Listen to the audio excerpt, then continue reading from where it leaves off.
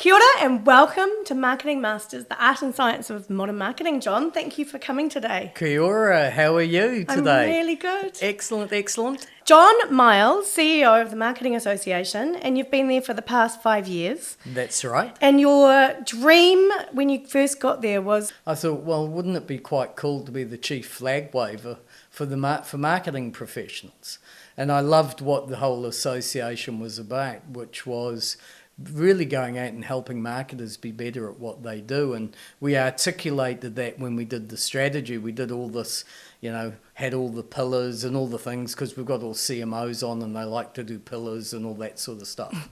And I had a look at it and I said, well, actually what we're saying here is that we're helping marketers be brilliant. I went, oh my goodness, that is such a good campaign line. Yeah. And we've used it ever since. And it really articulates what we're about as a marketing association is, who doesn't want to be brilliant? The events you do are incredible.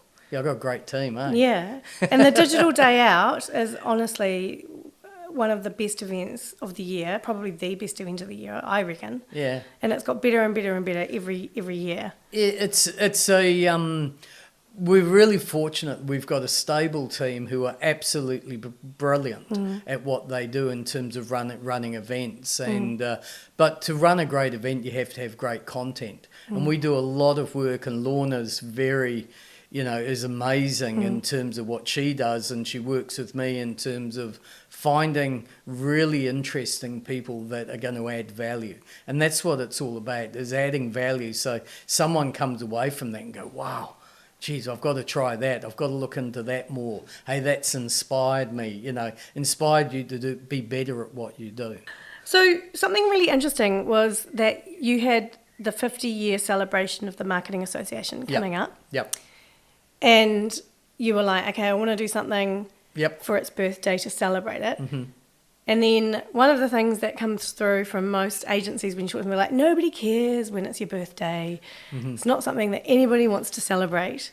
So you came up with a really innovative idea, I think, which I think not only it helped celebrate and put you guys more on the map than ever, and got everyone talking about you, but really brought your community into the idea to make it a really engaging two-way conversation. Which I think is really interesting. It actually originated, and I have to give credit to Kelly Grindle from Special. And Kelly and I were chatting, and it sort of went a little bit like this. I said, Kelly, it'd be really great if we could get a little bit of help, because it's our 50th birthday this year. Who really gives a shit? We want to celebrate it. We want to. And he just said to me, you could look at the campaigns from the last 50 years. And that was where the idea, he said, we haven't got time to be involved with it. So I made it happen. So you're going to take us through today the presentation that you've created to help do this kind of, I suppose, wrap-up of the best ads of the last 50 years. The first thing, I've done the presentation a number of times, and I sort of say, why do a lot of the old ads have so much more cut through than they do nowadays? Now, obviously there's differences, in terms of the mediums that are available, but one of the things that really struck me as I was compiling the ads was from about 2010 onwards, New Zealand became very risk averse. And I think part of that was, the joke I always say is because there were so many accountants coming in as CEOs. But I believe a large part of it is the changing of the mediums, with the upright, launch of the internet, of social media, it could go viral and damage our brand. And so people started playing it very safe. And we had the rise of the heartwarming stories, which were started with the Anchor family and things. And I think, people want to play safe and weren't always prepared to take that many risks. And a few brands did, but not that many. But whereas when you look at the 90s and the 2000s and earlier, people were, woohoo, let's go for it. And I think, that difference also with even though I joke about, accountants as CEOs, a marketer is a CEO, and take Jason Paris, for example, where when they launched One New Zealand, Jason allowed his marketing department to go on TikTok and read all the complaints. It was hilarious. It was hilarious, but it was a fabulous stroke of genius, in my opinion, because suddenly the company went from being this faceless international entity of Vodafone to One New Zealand, where actually they're all local people, and they actually all have feelings as well, and actually it really demonstrated it was a New Zealand brand. So I think that was a big thing. And we also had budget shrinkage, and I think the other thing was that clients were, because of that safety first, weren't encouraging agencies to give the next bugger. So, I think that was a large part of it. And one of the big things that I think's forgotten in the advertising is that, and especially by younger brand marketers who are absolutely immersed in what they do, is that 99% of people don't give a shit about advertising. No. Or your ad. Probably even higher than that. So, and there was a fabulous man by the name of Howard Gossard from the late 50s, early 60s, who out of San Francisco, who absolutely brilliant, greatest storyteller of all time. And he said, people read what's interesting to them, and now and again that's an advertisement. And that's what more and more marketers have to remember, and ad people as well. So therefore, you have to make it interesting. Yeah. If you want to gain cut through, there's so much wallpaper out there in terms of what's going on, whether it's social, TV, radio. So unless you make it interesting, you won't gain cut through. I identified a number of traits, and that's what we'll go through now. So the first one was bespoke music, and the whole thing around, for me, bespoke music signposts what the ad is there. So does it, and nowadays any marketer has to go omni-channel. So if you've got a linkage between them, isn't that better? A thread of the thread of the brand through. Yeah. And music is a great thing. And if you think back to the old sort of 50s, 60s, radio stations used to create jingles for people. Why did they create jingles? Because predominantly radio was there for entertainment, so they tried to entertain with their ads by writing all these jingles. I've heard that they've been called earworms. Yeah. Because they kind of bury themselves into your brain, and if they're catchy, you... And I just call it signposting. Yeah. It gives you, people go, even if they're doing the dishes or what, okay, that's the Vogel's ad. Or, that's Macca's or whatever it happens to be. And the bespoke music through some of the ads that we're going to run through are really quite, it's really evident that that's what really makes it. And then we've got things, about authentic Kiwi, bit risque, storytelling. I think a big one, putting a smile on people's faces. That's and there's always emotional connection as well, in the brilliant storytelling. And then the last one is being prepared to take a risk. So that's it. Well, it'd be cool to go through and kind of help bring these to life, to kind of understand. And then, do you think if someone was to kind of go through and take this all on board, and they were studying advertising, for instance, maybe it would help to kind of... I think so, because... Spark. I think so, because I actually did this to all the advertising, gave this presentation to the last year advertising students up at AUT.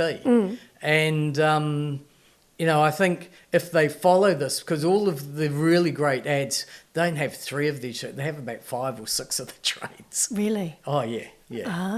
So, like if we play the first one, which is one of my absolute favourites, it was from 1970, I think, 4, which was the year that KFC first came to New Zealand. Oh, my goodness. and it's bespoke music. I think Murray Grindley wrote it. Murray back in the day was the absolute genius of writing music for ads. The cows and the sheep and the birds and the horses were mooing and baaing and whistling and neighing, having lunch in the sun, while Hugo and I were having none. In the back seat we sat, getting thinner. The rumblings cried, "Give us Kentucky Fried, time for dinner."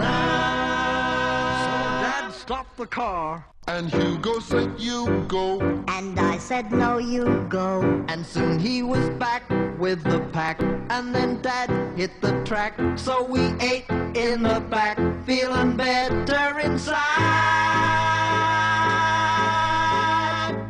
A drive isn't funny with an empty tummy. Thank goodness for Kentucky Fried.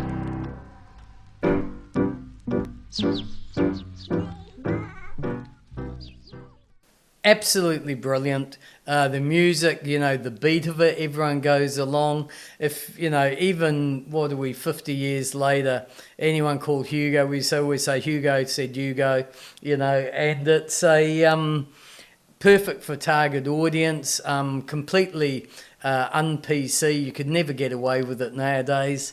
But it puts a smile on your face. The animation, I believe, was done by Hanna-Barbera over in US, and it's. I mean, if you think of those traits, it puts a smile on your face. It's bespoke music. It's you start bobbing. You start bobbing with it. It's a great story. It's the story. The kids are hungry, and there's the problem. Here's the solution.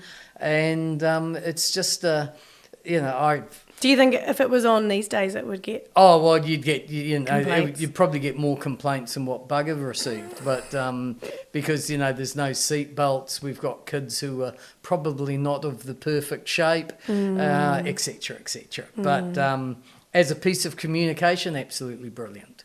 So and that was the runner-up for the 1970s. Oh wow! Yeah. So next one, I've said this to Frankie at Goodman Fielder, I believe Vogels could still run this today.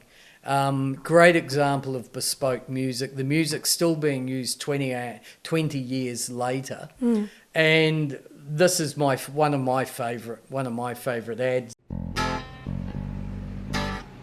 Well, Mum sends me a loaf from home every month, but my flatmates always try and get into it when I'm not around, so I hide it down here, because I know they'll have a look in here. I don't do much cooking.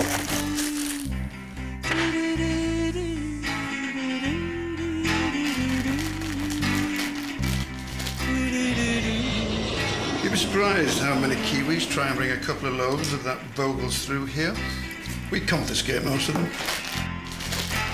Quite good bread, really. For one morning I'm sleeping right. She's burning my Vogels. You're lucky I cooked for you. It was a year ago, all right, Michael, let it go. And I knew that it's you that I love more than what it might be. Yeah, it's you that I love, and it's true that I love. Well, it's really hard to get.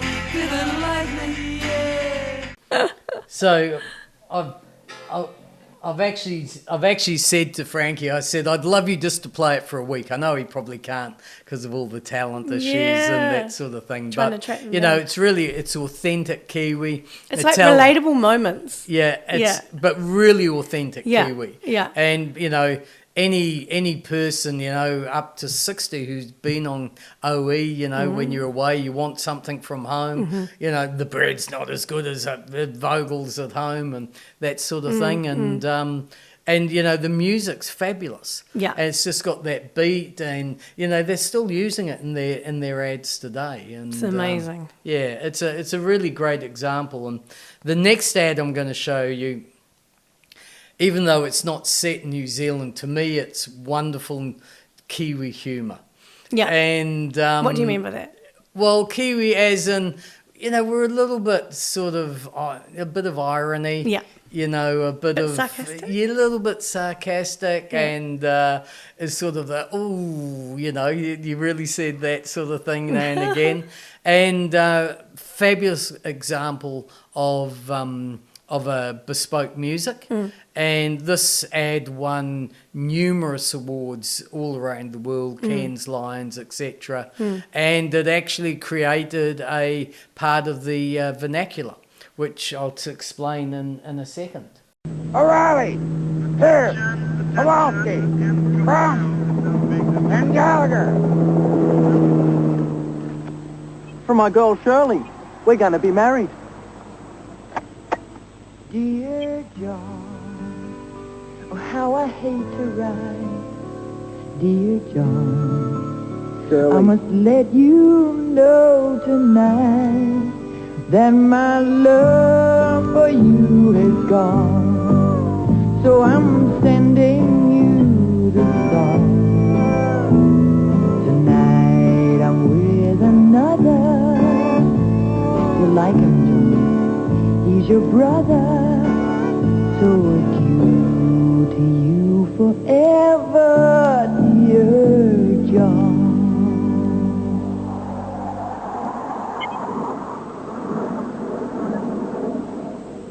Play it again, John. Oh, poor John. Even the good Good times. Even the bad times sound good. yeah. So that became part of the vernacular, of anyone who split with their girlfriend was, did you get the Dear John letter? But the impact was huge. My understanding, and I think it was James told me this, was that one of the problems they had, I had to explain to the students what a tape was. What a tape was. This is pre-Spotify, etc., etc. They're like, you're like, kind of like CDs, but like another version of it. They're like, Yeah. what is a CD? Yeah, exactly. And was that they didn't have enough tape. They didn't have enough product here because it was so successful. Oh my goodness. Yeah. Wow. Yeah. So it worked. It worked. Now, the next ad is that I'm showing you is because I worked in the beer industry, I love beer anthems. And beer anthems work. And they don't do them so much nowadays.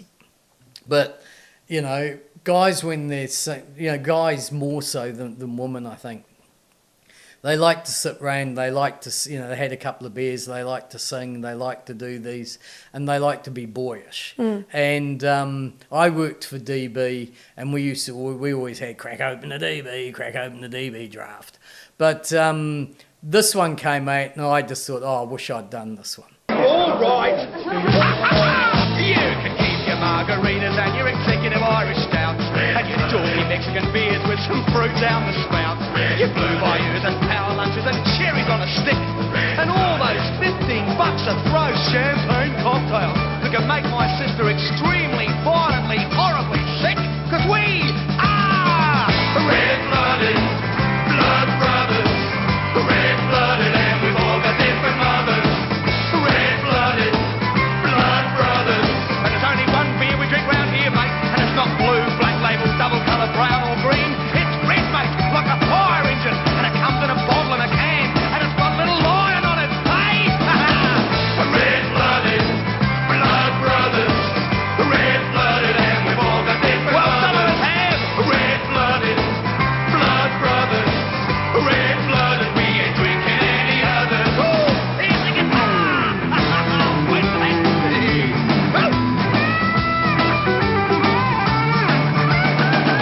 Red-blooded, blood brothers, red-blooded, and we've all got different mothers. Same song.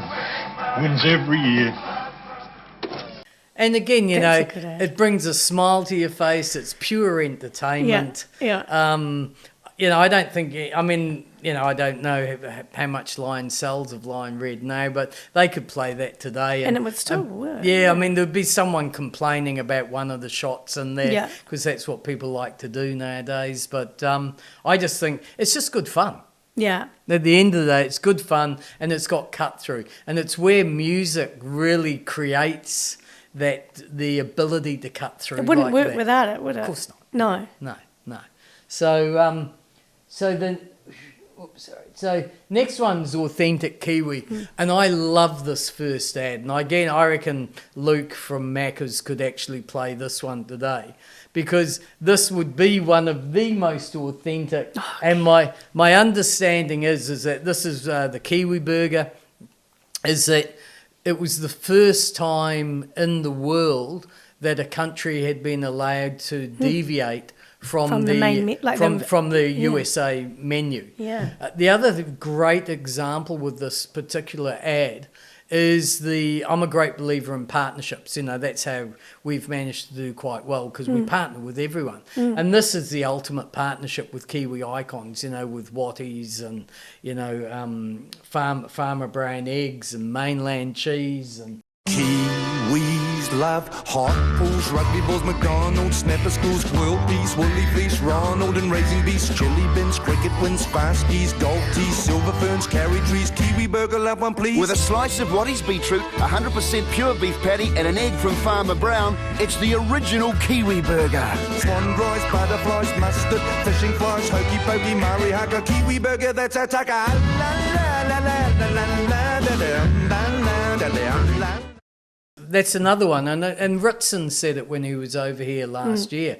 Great creative has longevity, and you know, Macca's could run that today, in my opinion. That was really interesting because when I did the podcast interview with Justin Moday, one of the things that really stood out to me that he said was it's marketers that get sick of their marketing. Correct. And they want to redo their ads, when actually, in fact, if you have a great ad and a great piece of creative, the longer you run it, the more successful it can be. Yeah, and it becomes ingrained with people. Yeah. And you know, the biggest danger to a brand is hiring a new marketing manager, because, you know, and because they want to make their mark. They want to make their mark, and what do? They either change their advertising, change their agency, or change the packaging to confuse the hell out of the consumer. So, you know, that's one of, you know, the good marketers will look at the assets and everything that they have and say, what's really working, what's great, and things. Yeah. Without immediate, because the other thing is, you know, and having been there, done that, you know, and I'm equally guilty of it. Is it's good fun changing the advertising.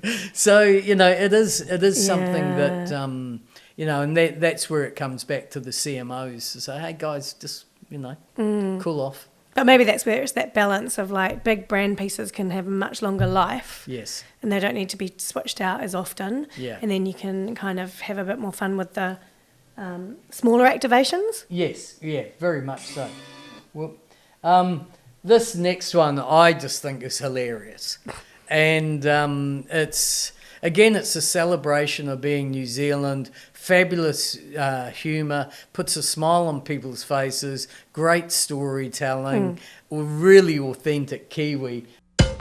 Back in the day when men's fashion wasn't cutting it, modern Kiwi males demanded more from their casual attire, but what they actually got was less. A whole lot less, as they welcomed in stubbies, available mostly in brown and in a frightening one size too small.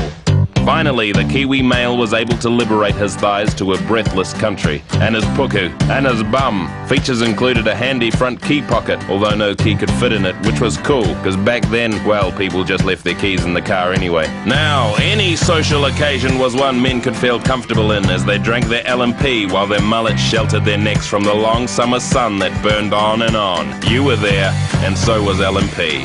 World famous in New Zealand since ages ago. So again, Kiwi history, I think superb bad taste. I mean, absolutely brilliant bad taste. But ain't a bit risque, you know? I mean, the whole, you know, the woman sort of, ooh, you know, that sort of thing. It's, you know, if you think of those and traits that cracks. I mentioned. Well, exactly, exactly, you know.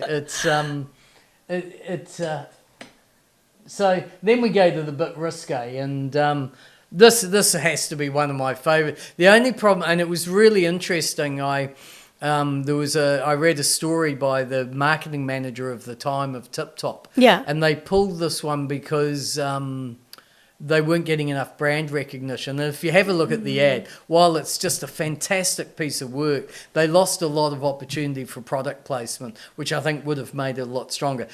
In saying that, it's brilliant. How far away from the beach do togs become undies? Skin-tight swimming togs, an item of clothing you'd happily wear in public, but not in public. So how far is too far? Let's begin. Togs, togs, togs, togs, togs, togs, togs, togs, togs, togs, undies. Undies, undies, undies, undies. If you can't see the water, you're in underpants. Local supermarkets, pedestrian crossings, office buildings, public transport. Anywhere more than 300 metres from the water's edge, all underpant transformation areas. If we treat the budgie smuggler with respect, undies, undies, undies, togs, everyone wins. Again, risque, and I think in the late 90s with what Toyota did with Bugger, it opened up people's appetite for being a little bit risky. And a bit more entertaining. Oh, it's far more entertaining. Yeah. You know, that is pure entertainment. It's put a smile on people's face. You know, and, you know, that ran 20 odd years ago, and anyone, you know, if you went togs, undies, you know, and the whole thing about budgie smugglers, which is an Aussie term, of course, yes. and it's just good fun. And it's good, memorable. Absolutely memorable. So did you say they had to pull it because... Well, they said they weren't getting the brand recognition that they wanted. So it's a great, like you say, great ad, very memorable, but they put the product placement right at the end. Yeah, so they needed to me, they should, you know, as he's coming through, you know, Yeah. like when he's in the shop, it should have had a big trumpet there as he's biting in on one, and you know, and so I think maybe the creative idea, because, you know, product's relatively important. Yes.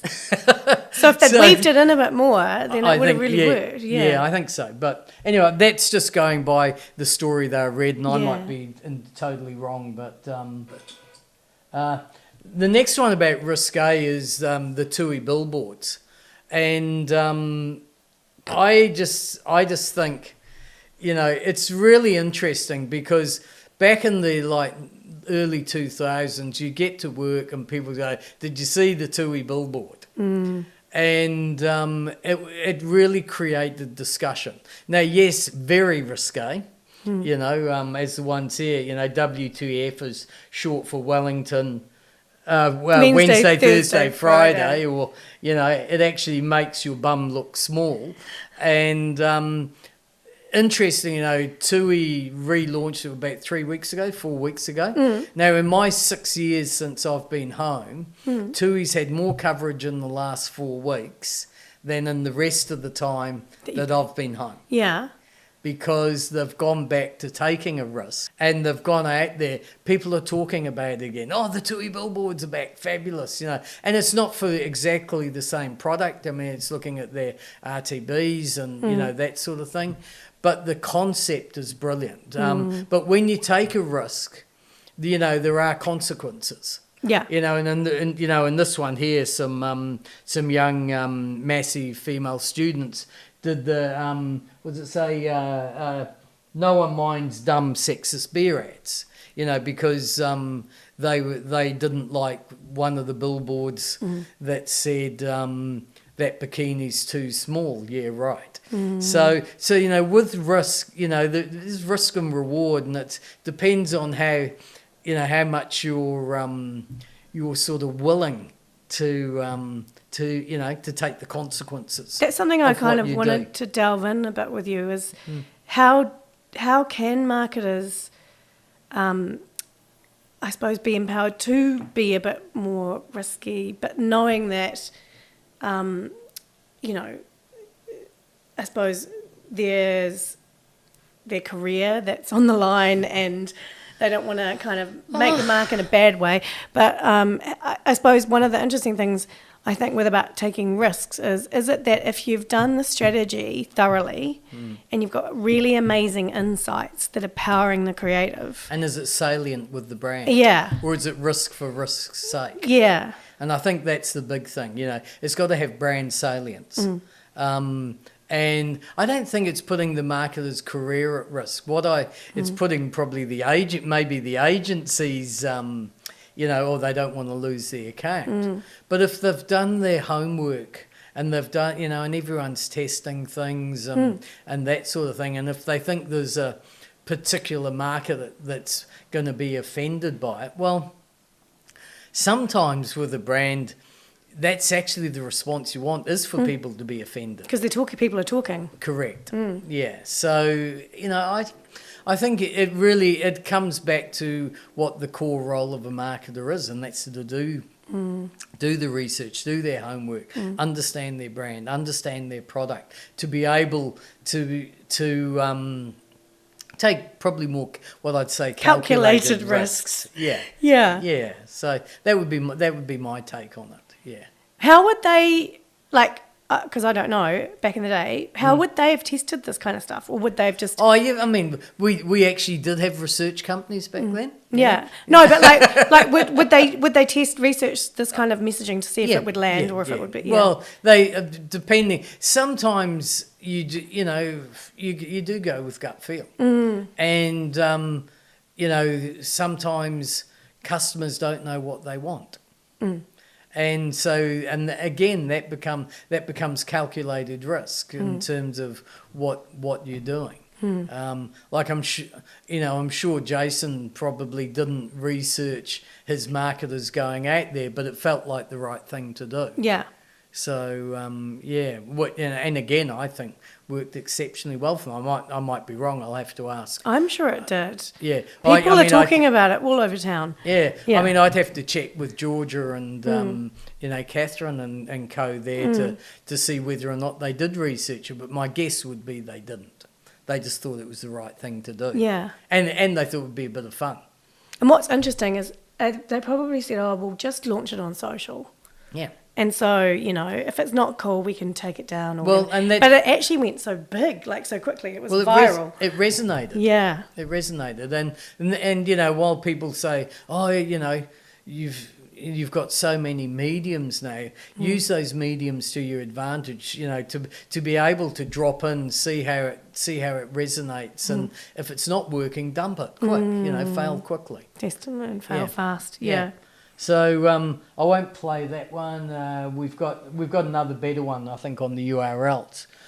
I actually really like this next one because I think it's one of the only examples, probably globally, of an airline being completely risque. And it was when we had competition in New Zealand with Ansett. And, the whole thing with fares and things. Right. And I just think, apparently the CEO does appear in this. He said, if all my team are doing this, I'll do it. Oh, wow. And have you seen it? I've watched it. And, if people don't, I think everyone will realise they're all in painted bodysuits. But I didn't realise the first time I watched it. No. I think you'd have to watch it a couple of times and then you'd be like, oh. Sunday dreamers in a flash, fixing holes and sunken fast. And please don't blame me for my lies, just to keep him by my side. And I don't mind if Papa cares, or even if my mama stares. Step right in, look right through. I beg you get to think the way I do. And I got you, I got you under my skin. I got you over my grin. I got you under my skin. At Air New Zealand, our fares have nothing to hide, which is why the price you pay includes everything up front.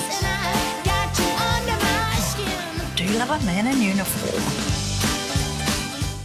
Again, incredibly risque and things, but I think it got pulled because they did have quite a number of complaints. Oh, did they? I might be wrong, but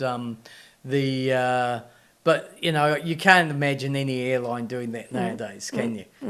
So again, it's then we go into pure entertainment, and sorry, did I mention before BASF was the winner of the 1980s? The Dear John won the 1980s. Oh, wicked, because that's a good ad. And this is the winner of the 1970s. Yeah. It is pure entertainment. Life's a whole long journey, boys, before you grow too old.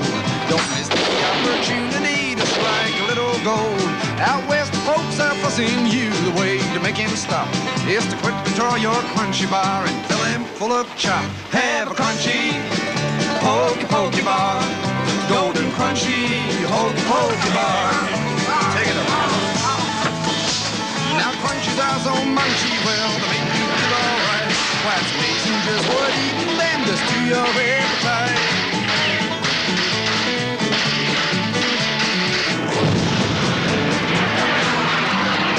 Have a crunchy, hokey pokey bar, crazy crunchy, hokey pokey bar. Have a crunchy, hokey pokey bar, golden crunchy, hokey pokey bar. So one of the really interesting things with the Crunchy Bar is the it was unique music written by Murray Grindley, shot by Jeff Dixon.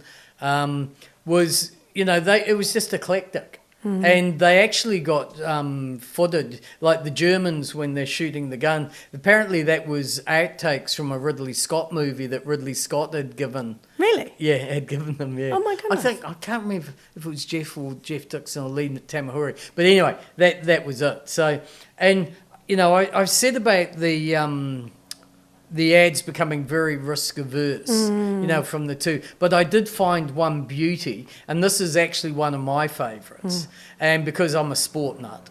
And I don't even think you need to be a sport nut to think this is a good ad, though. And, Ian Smith, who commentator in sport, streaking was a big thing in the cricket. Thumbs up.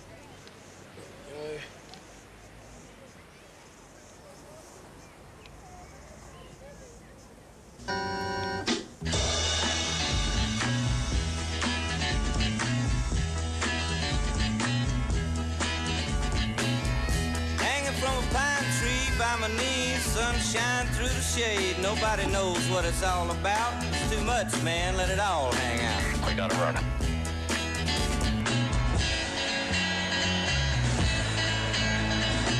Oh, great step, son. He has left them in his wake, and he is gone. Then let's just go to putting a smile on people's faces. And I believe this is just one of the all-time classics. It's got the perfect combination of great storytelling.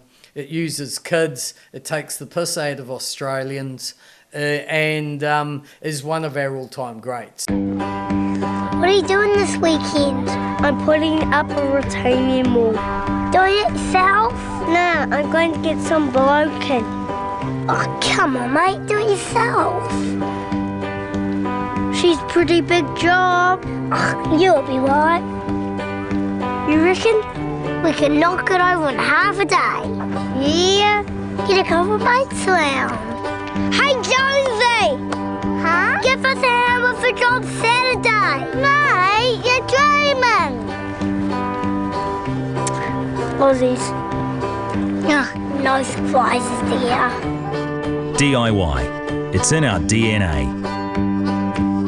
And again, it was a little bit more of a category ad, and but just heartwarming, great story, puts a smile on people's faces, memorable. To me, just that is one of the all-time classics. And didn't they do a reunion? Yeah, they did a reunion. Actually, 7 Sharp put it together, and this was the winner of the 2000s, but it also was a runner-up. Was a runner-up to the best of all for the 50 years. Oh yeah. And BASF Dear John was also the runner-up. Oh wow. So we'll go to the next one. This was the runner-up for the 1990s, and only beaten because of what won it in the 1990s. And this to me is just heartwarming, beautiful story. To Mummy, now one for Grandma.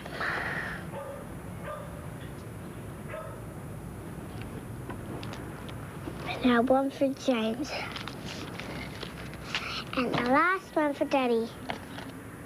Lightly roasted almonds lovingly smothered in Nestle's milk chocolate. Nestle's scorched almonds, the perfect little gift. To Mummy and Daddy.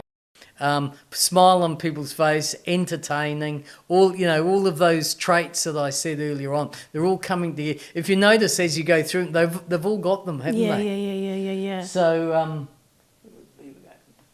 and I think the other, the best example of the putting smile on people's faces of local lads is Tina.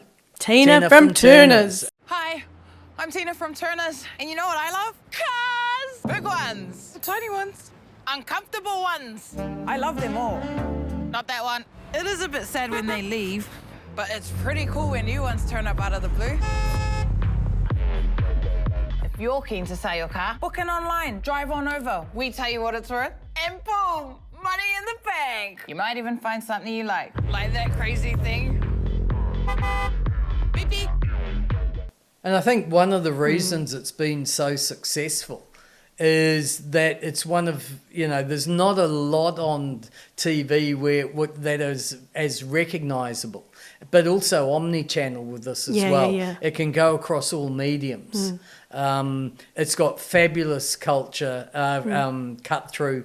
It's authentic Kiwi, entertaining, etc., etc. So again, it's cutting all of those really great traits that we see. The only thing it doesn't have is the bespoke music. No. Maybe I should say to Sean, that's your next thing. Or just to give it a little refresh. Just to give it a refresh, Yeah. That's right. This next ad is really one of the greatest emotional ads anywhere in the world, in my opinion. An example of brilliant storytelling. When I've presented this around the country, I had 4 young women who were in tears.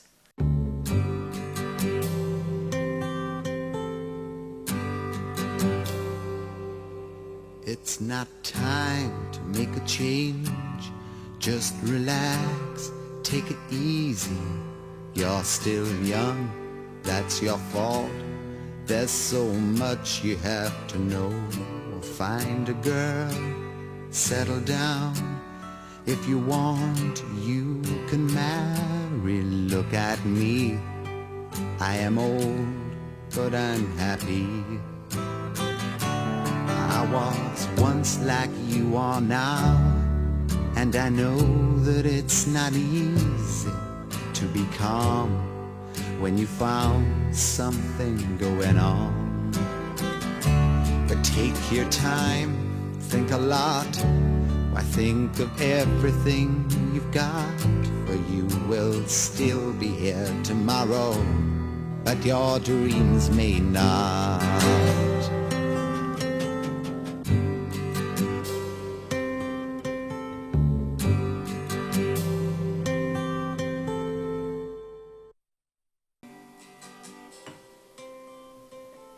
Oh my God, is that saying like keep in touch because your dad's going to die? Well, just generally, why.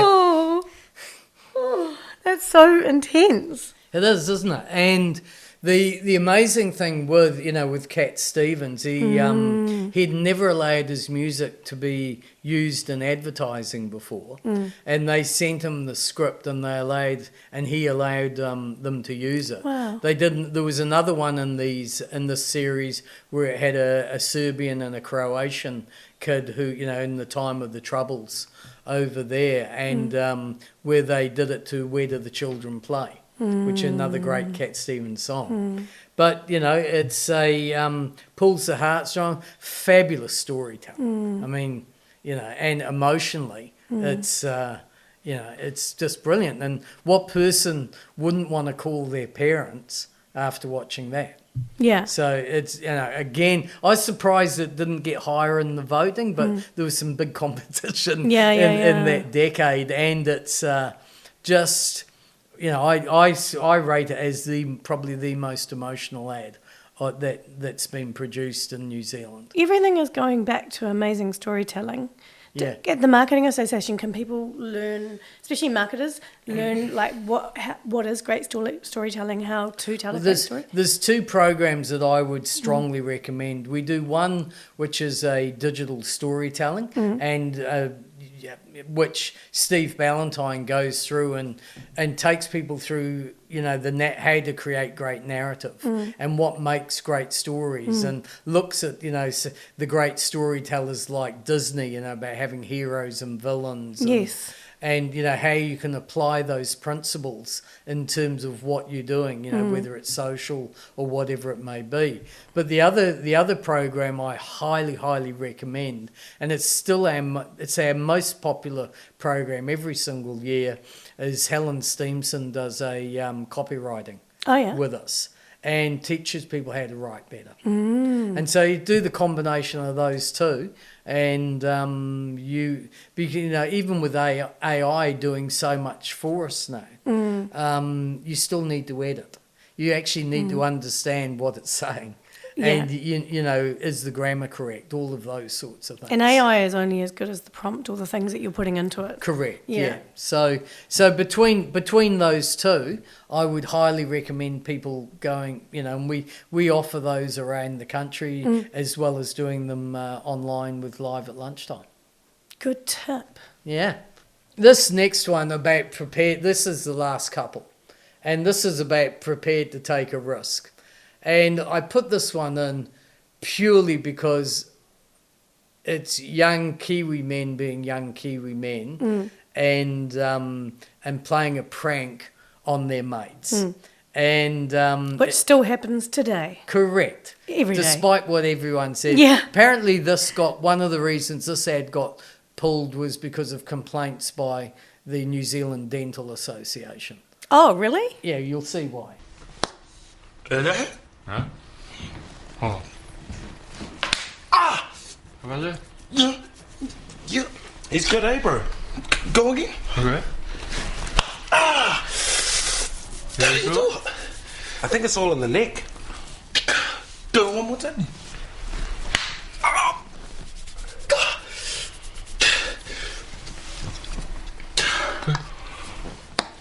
No, go like this. Like that. All right. Okay, ready?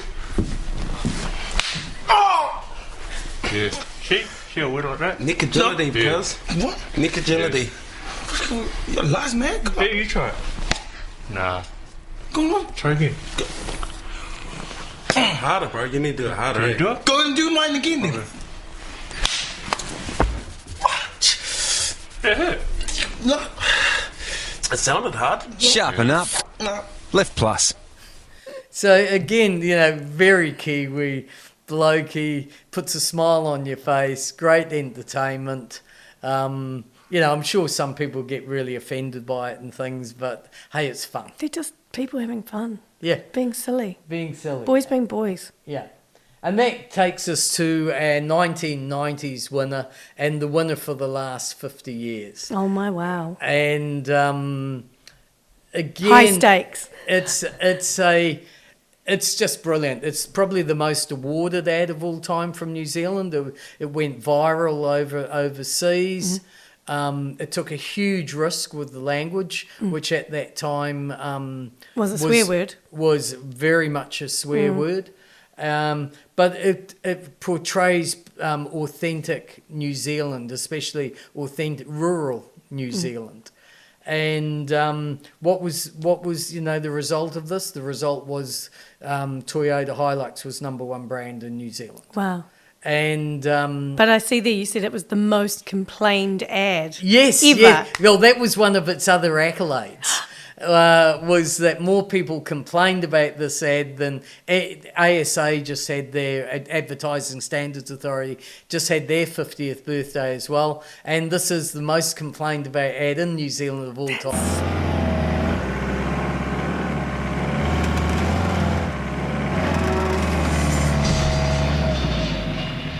Bugger.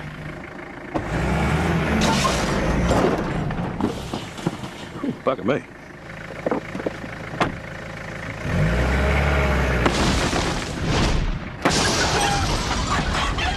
Bugger. Easy now, son. Ooh, bugger. You burn. Bugger. Bugger. Such a brilliant ad. Yeah, and it was really interesting when I presented to the students in the advertising. Most of them hadn't seen any of these ads. Yeah. And then one of the lecturers was saying to them, they said, "Do you know what bugger actually really means?" And I said, "I'm not going there." And then, so he said, "Google it." And then you suddenly heard all these giggles in class of once they realised what the why it was a swear word. Yeah. So and they didn't take it down though, did they? They kept it up. No. They got through it. So yeah. So just as a wrap up, I mean we added over 3,200 people to our database. Amazing. We had thousands of new users who had never been to Marketing Association before. To vote? Who were on the site. We did over 111,000 page views. Wow. Just under 12,500 people voted. That's pretty amazing. For us as an association, I was on national radio. Yeah. We had double page spread in the Marketing magazine. Yeah. New Zealand Herald, Business Insider. Shane was following it week to week. And for the first time ever, MA appeared in national television when I was interviewed on 7 Sharp.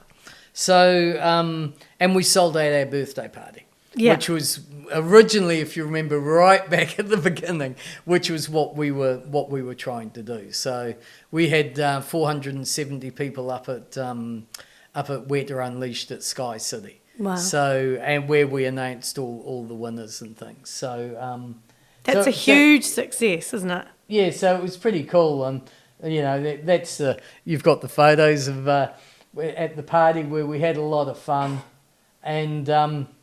But the last ad, I wanted to show one last ad. Yes. Because, I said I did work at DB, and so I've always got a place in my heart for DB. But I do rate this as the greatest prank of all time. It went absolutely viral. Have you seen it? You haven't seen this? Okay. It went absolutely viral, and I put something in there to you showing just a summary. It went global, but let's play it. It's framed up as the ultimate boys' prank. A house plumbed entirely with beer, and the reaction's been huge. For some, this may sound too good to be true. Auckland man Russell Brown got the surprise of his life when he found every tap in the house replumbed to flow with chilled beer. The video stunt involving his brother Sean, a group of friends, and the local brewery has gone viral. Racking up over 1 million hits on YouTube in its first 24 hours.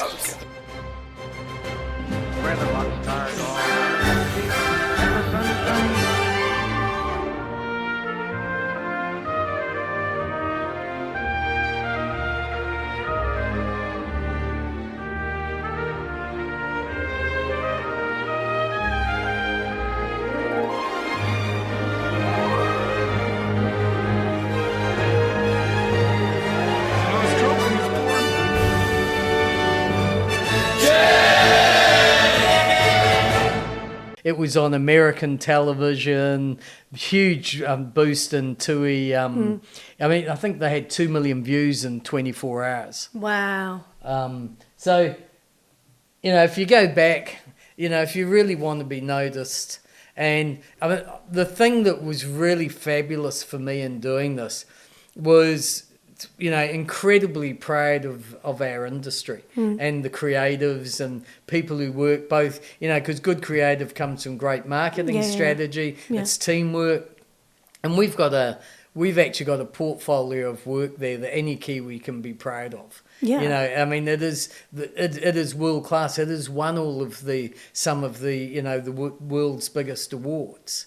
And, we continue to do that. And just like in sport, we bat well above our average, of what we should do. Yeah. And, if you go back to what I originally said, when you're reviewing your creative and you're working with your agency, just consider some of these things, because I think at the end of it you'll have, and that's original music, authentic Kiwi, a bit risque, pure entertainment, which puts a smile on people's faces, brilliant story, but be prepared to take a risk. So calculated risk. Calculated risk, yeah.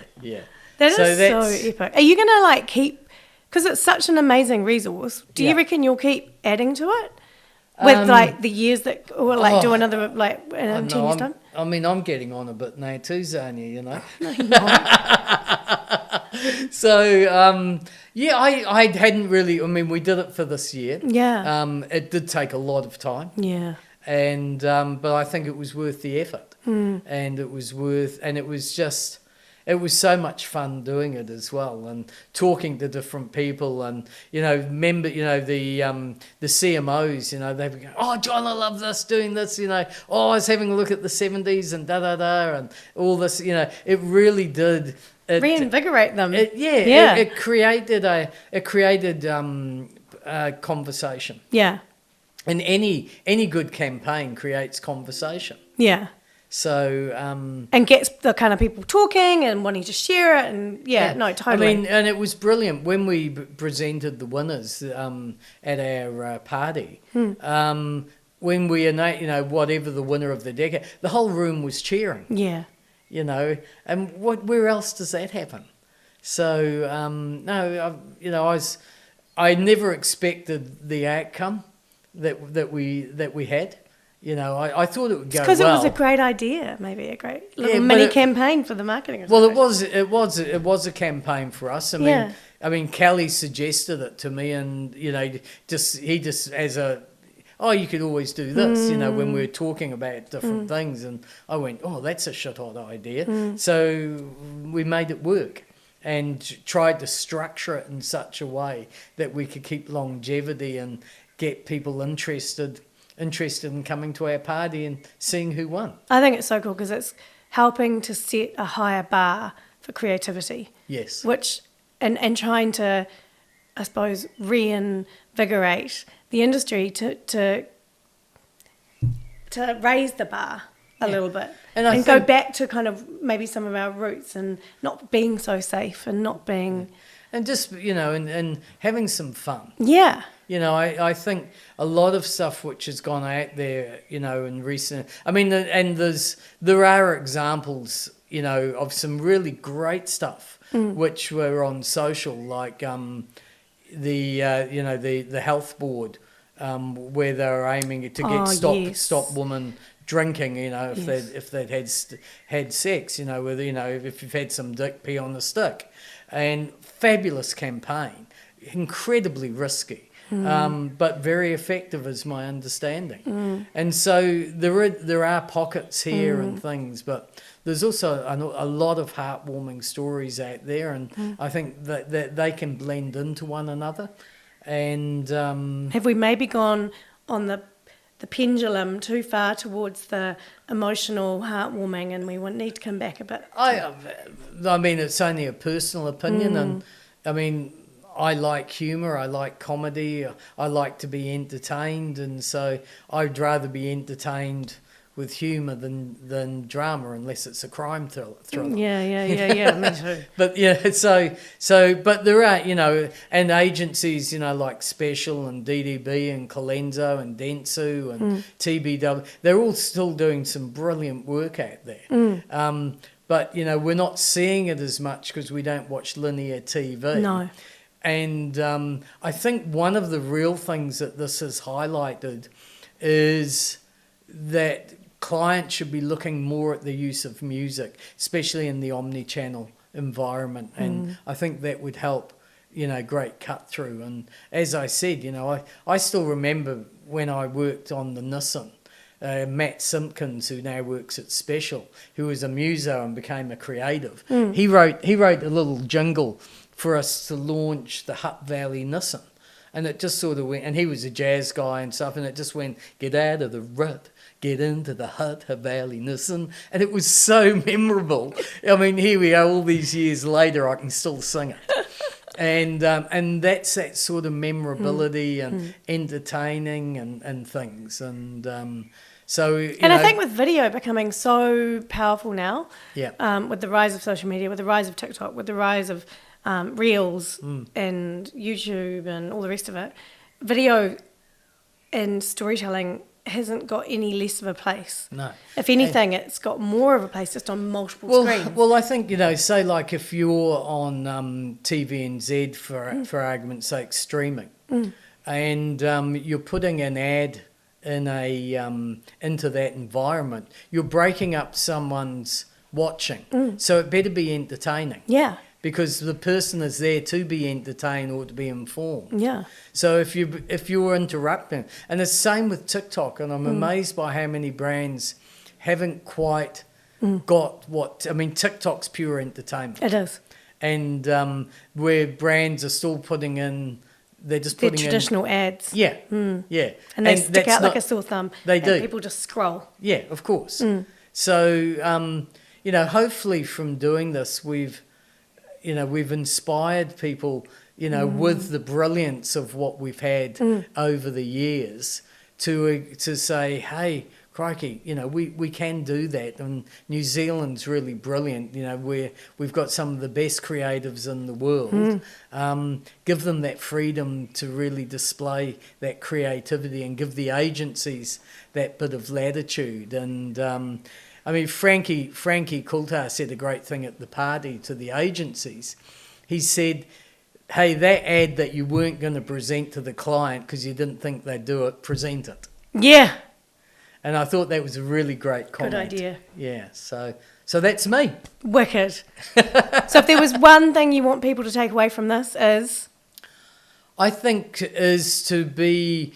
hopefully to be inspired that as a country, for your brand, we can be the best creative nation in the world, and that we should innovate. We should always be, I say innovate again. We can do that in our communication. We can do that in our products that we create.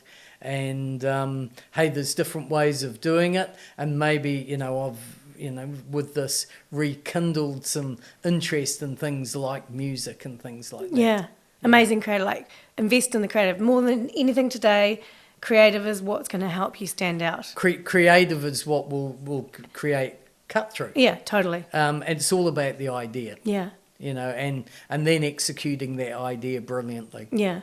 Yeah. Amazing. Thank you so much. It's That's so right. inspiring, and I love it because it helps get all my creative juices flowing. Excellent. Well, I'm pleased. Hopefully people will find that useful. Yeah, amazing. Thank you so much, John. That's all right. Thank you for coming. Cheers.